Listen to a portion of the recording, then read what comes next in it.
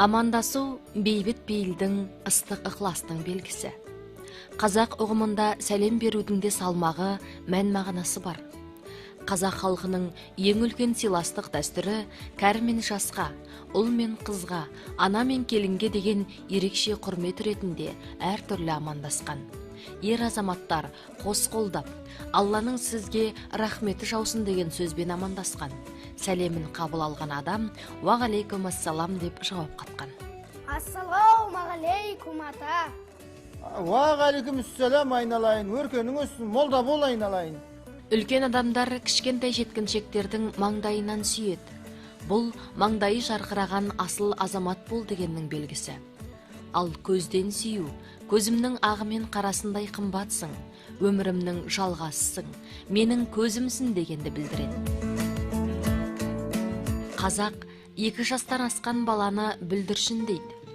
Бұлдырлап тілі шыққанда періштедей пәк перзентті тек иіскеп қана қойған. Өйткені жас баланың иісін иіскегенде қарт адам рухани нұрланады екен. Халқымыздың амандасу салтының ішіндегі ең ерекшесі келіннің сәлемі. Келін ата-енесі мен қайын жұртына қол беріп, немесе бет жақындасып амандаспаған. Өзіндік келіндік ізгілігін ұстанып, үлкенге деген құрметін иіліп қана көрсеткен.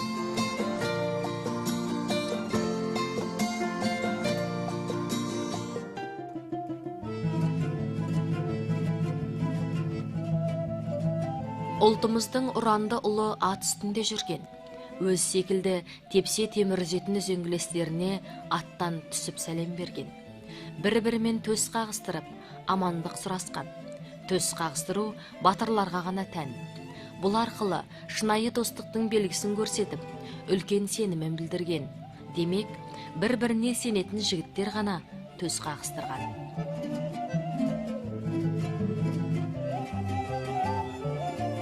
Қырасып келе жатқан қыздар серлерді кезіктіріп қалатын болса, бас изеп қана амандасқан. Көпшілік ортада бір-бірлеп емес, жалпыға ортақ сәлемдескен. Бозбаламен бойжеткен сыйластық танытып, тек ишара ғана жасаған. Бұл біздің дәстүрімізде ұл мен қыздың арасындағы сыпайылықты сақтаудың құнды белгісі болған.